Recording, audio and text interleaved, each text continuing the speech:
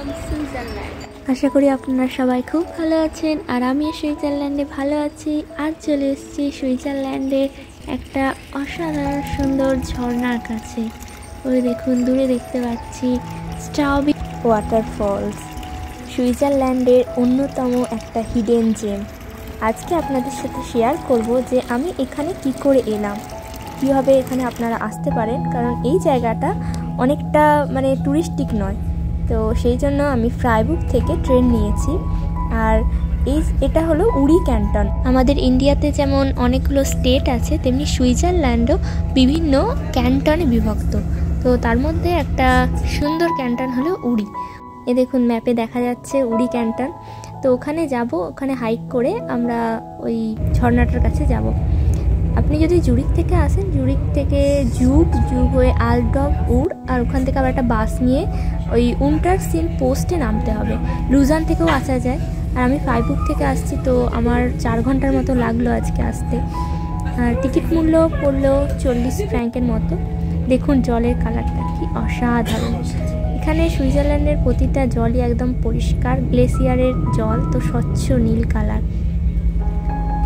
আজ আপনাদের সাথে এই ভিডিওতে আমি আরও নতুন কিছু জিনিস শেয়ার করব। হাইক তো করবই, তো নেমে পড়লাম এই যে আমরা উরি ক্যান্টনে। তো এখান থেকে আমাকে এই বাসটা নিতে হবে 408। তো এই বাসটা নিয়ে 30 মিনিটের মতো ট্রাভেল করতে হবে। এটা পুরো একদম অনেকটা মাউন্টেনের কাছে নিয়ে যাবে, বাট একদম লাস্ট অবধি যেখানে ওই ঝর্ণাটা আছে ওখানে কোনো রকম পাবলিক ট্রান্সপোর্ট নেই। তো সেই জন্য হেঁটে হেঁটেই যেতে হবে। আর সুইজারল্যান্ডে তো এত সুন্দর পরিবেশে হাঁটতে ভালোই লাগে। তো এই দেখুন এখানে এটা হচ্ছে একটা সুন্দর শহর, ওই মাঝে দেখতে পেলাম আলডব উড। ওই স্টপটা থেকে আপনাকে একদম লাস্ট স্টপে নামতে হবে, সেটাই হলো উন্টারসেন পোস্ট। বাসটা ধীরে ধীরে যাচ্ছে আর দূরে এই সব মাউন্টেনগুলো দেখতে দেখতে যাচ্ছি, কি অপূর্ব লাগছে। তো আজকে আপনাদের সাথে ভিডিওর মাঝে শেয়ার করব যে সুইজারল্যান্ডে কী কী ধরনের জব পাওয়া যায়। আপনারা ভিডিও এনজয় করুন, ভিউ এনজয় করুন, আর সঙ্গে আপনাদের কিছু একটা গুরুত্বপূর্ণ জিনিসও জানিয়ে দিই। সুইজারল্যান্ড বিশ্বের অন্যতম একটা ধনী দেশ। এখানে মানুষের অ্যাভারেজ স্যালারি ওই 3000 থেকে 4000 সুইস ফ্র্যাঙ্কের মধ্যে, 3 লাখ থেকে 4 লাখ টাকা ভারতীয় মুদ্রায়।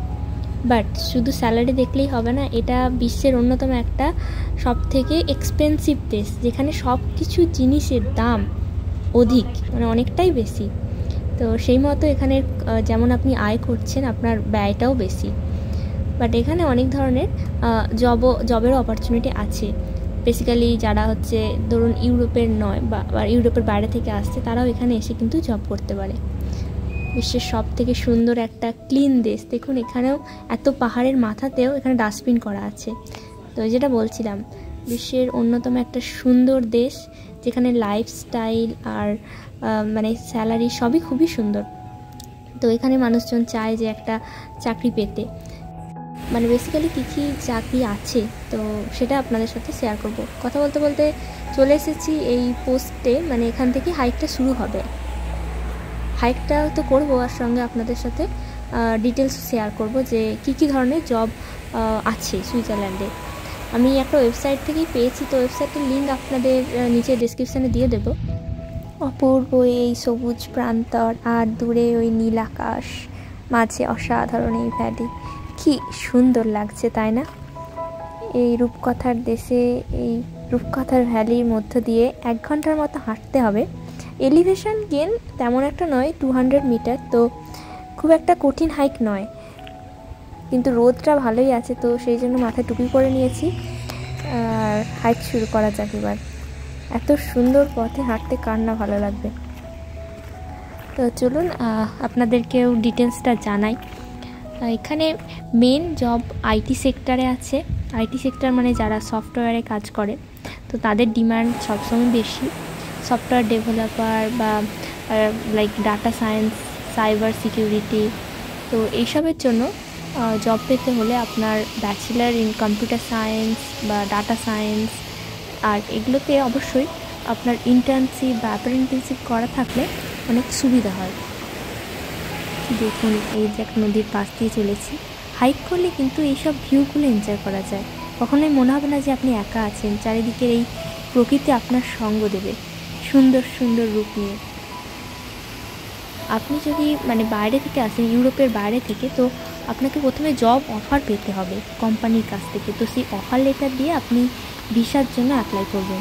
আর এখানে বিভিন্ন ধরনের ভিসা দেওয়া হয়, লাইক পারমিট দেওয়া হয়। পারমিট কথার অর্থ হলো এখানে আপনি যে থাকছেন 1 বছর থাকবেন না 2 বছর না 4 বছর, তো সেই অনুযায়ী এখানে বিভিন্ন পারমিট আছে। এল পারমিট 2 বছরের জন্য, আবার বি পারমিট আছে। বি পারমিট হচ্ছে 4 বছরের জন্য, প্রতি বছর রিনিউ করতে হয়। তারপর সি পারমিট হলো পার্মানেন্ট, আপনি রেসিডেন্ট এখানে। তো আপনার জবের উপর ডিপেন্ড করে আপনাকে সেই ধরনের পারমিট এখানে দেওয়া হয়। আর প্রথমে আপনাকে ভিসা নিয়ে এখানে আসতে হবে, তো তারপরে এখানে ক্যান্টন থেকে পারমিট দেওয়া হয়।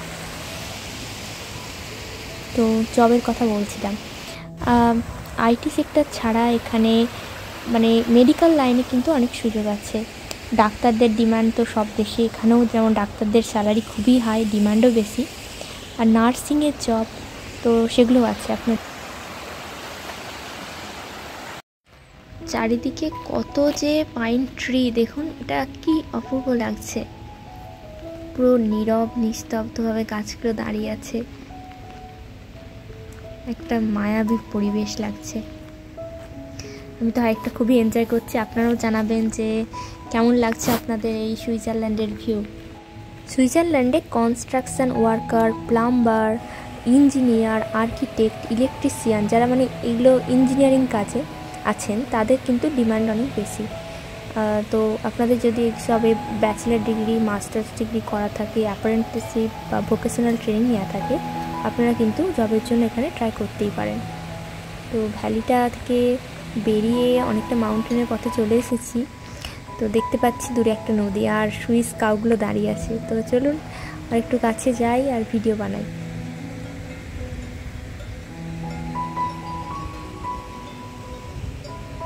এখানে কিন্তু আপনি শেফ হিসাবেও আসতে পারেন, রান্নার জন্য। তো কারণ এখানে অনেক ধরনের রেস্টুরেন্ট, এশিয়ান রেস্টুরেন্টেরও ডিমান্ড অনেক বেশি। তো আপনি যদি ভালো রান্না করতে পারেন, আপনার কাছে যদি ম্যানেজমেন্টের ডিগ্রি বা শেফ হিসাবে আপনার যদি ডিগ্রি থাকে, আপনার এক্সপিরিয়েন্স থাকে, এক্সপিরিয়েন্সটা কিন্তু এই বাইরের দেশে খুব ম্যাটার করে। এখানে ডিগ্রির থেকেও বেশি দেখা হয় আপনার কতটা স্কিল আছে। তো আপনি যদি ইন্টারভিউতে ভালো পারফরমেন্স করেন, আপনার এক্সপিরিয়েন্স সিভি যদি ভালো হয়, মোটিভেশন লেটার যদি ভালো হয়, তো আপনি কিন্তু চান্স পাওয়ার অনেকটাই সুযোগ আছে। হাঁটতে হাঁটতে পুরো জল শেষ হয়ে গেছে, হাইটকে আর কিছুটা বাকি আছে 30 মিনিটের মতো। দূরে একদম নিচে ভ্যালিটা দেখতে পাচ্ছি। অনেকটা হাঁটা হয়ে গেল, জলটা শেষ করে ফেলেছি। তো আর একটু দম নিয়ে হাঁটতে হবে। আপনি যদি রিসার্চ করতে চান, এখানে আপনি রিসার্চের জন্য পিএইচডি পোস্টডক হিসাবে আসতে পারেন। হাঁটতে হাঁটতে পৌঁছে গেছি এই যে স্টাউবি ওয়াটারফলসে। 160 মিটার লম্বা, 300 মিটার চওড়া, ল্যান্ডের অন্যতম একটা শক্তিশালী জলপ্রপাত। এই জলপ্রপাতটা খুবই চওড়া, কাছে গেলে আপনারা বুঝতে পারবেন এটা কতটা শক্তিশালী। তো চলুন আরও কাছে যাব, আপনাদের আরও ডিটেলসে এই জিনিসগুলো দেখাবো।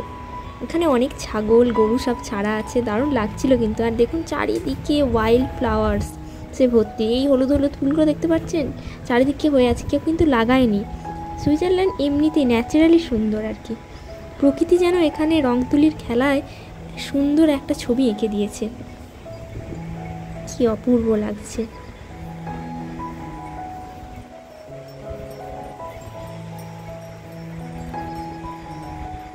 সুইজারল্যান্ড বা ইউরোপের প্রতিটা দেশেই ল্যাঙ্গুয়েজকে কিন্তু খুবই প্রাধান্য দেওয়া হয়। আপনি যদি এখানে ল্যাঙ্গুয়েজটা শিখতে পারেন, জব পাওয়ার চান্স কিন্তু অনেকটাই বেড়ে যায়। সুইজারল্যান্ডে মেনলি ফ্রেঞ্চ আর জার্মান ভাষায় মানুষজন কথা বলে। এখানে অফিসিয়াল ল্যাঙ্গুয়েজ 4টি হলেও জার্মান বা ফ্রেঞ্চ জানলে আপনার কিন্তু সুযোগ অনেক বেড়ে যাবে। জার্মানিতে গেলে জার্মান জানতে হবে, ফ্রান্সে গেলে ফ্রেঞ্চ।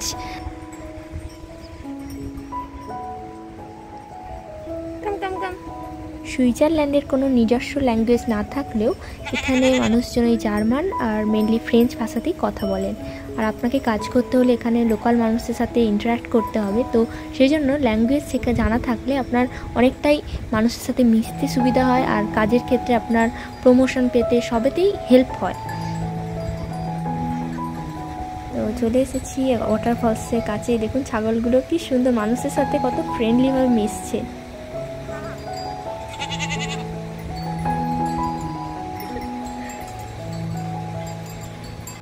তো মানুষজন এখানে প্রেফার করে বা তারা এক্সপেক্ট করে যে আপনি ল্যাঙ্গুয়েজটা অন্তত A1 বা A2 লেভেল অবধি জানেন। এখানে স্পাউস ভিসা পেতে হলেও আপনাকে জার্মান বা ফ্রেঞ্চে A1 বা A2 কমপ্লিট করা থাকতে হবে, কারণ এখানে স্পাউস হিসাবে এলে আপনাকে কাজ করারও সুযোগ দেওয়া হয়। সুইজারল্যান্ড বা ইউরোপের প্রতিটা দেশেই ওয়ার্ক লাইফ ব্যালেন্স কিন্তু খুবই গুরুত্বপূর্ণ। এখানে মানুষজন যেমন কাজের সময় খুবই মন দিয়ে কাজ করে, তেমনি এখানে কাজের বাইরের সময় যখন আপনি ভ্যাকেশানে আছেন বা আপনার হলিডে, তো সেই সময়টাকেও মানুষজন মানে ইম্পর্ট্যান্ট হিসাবে দেখে। তো সেই সময় কেউ চায় না যে আপনি কাউকে বিরক্ত করেন বা আপনাকে কেউ বিরক্ত করুন। তো আপনার ওয়ার্কিং আওয়ার ওই 9:30 থেকে 4:30 অবধি, তারপরে আপনি কিন্তু টোটালি ফ্রি। তো এখানে ওয়ার্ক লাইফ ব্যালেন্সটা খুবই সুন্দর। মানুষজন যে আপনাকে কোনোভাবে যে চাপ দেবে এক্সট্রা ওয়ার্ক করতে হবে সেসব কিন্তু এখানে নেই। তো সেটা ইউরোপের প্রতিটা দেশেই খুবই ভালো। তো সেই জন্য মানুষ এখানে খুবই খুশি থাকে। আর আপনি যদি ওয়ার্ল্ড হ্যাপিনেস ইন্ডেক্স দেখেন, যে যেমন সুইজারল্যান্ড এখানে 2 বা 3 নম্বরে সবসময় থাকে, 1ম নম্বরে সুইডেন বা ফিনল্যান্ড। তো ইউরোপের মেন দেশগুলো এইসব ওয়ার্ল্ড হ্যাপিনেস ইন্ডেক্সের প্রথমের দিকে আছে। তো এটাই কারণ যেখানে মানুষজন চাকরির সাথে সাথে নিজের লাইক ফ্যামিলি লাইফ বা পার্সোনাল লাইফকেও অনেকটা ইম্পর্টেন্স দেয়। তো সেই ছুটিতে মানুষজন হাইক করতে বেরোয়, ঘুরতে বেরোয়, তো মানুষ খুব খুশি থাকে। আমরা ওয়াটারফলসের অনেকটা কাছে চলে এসেছি।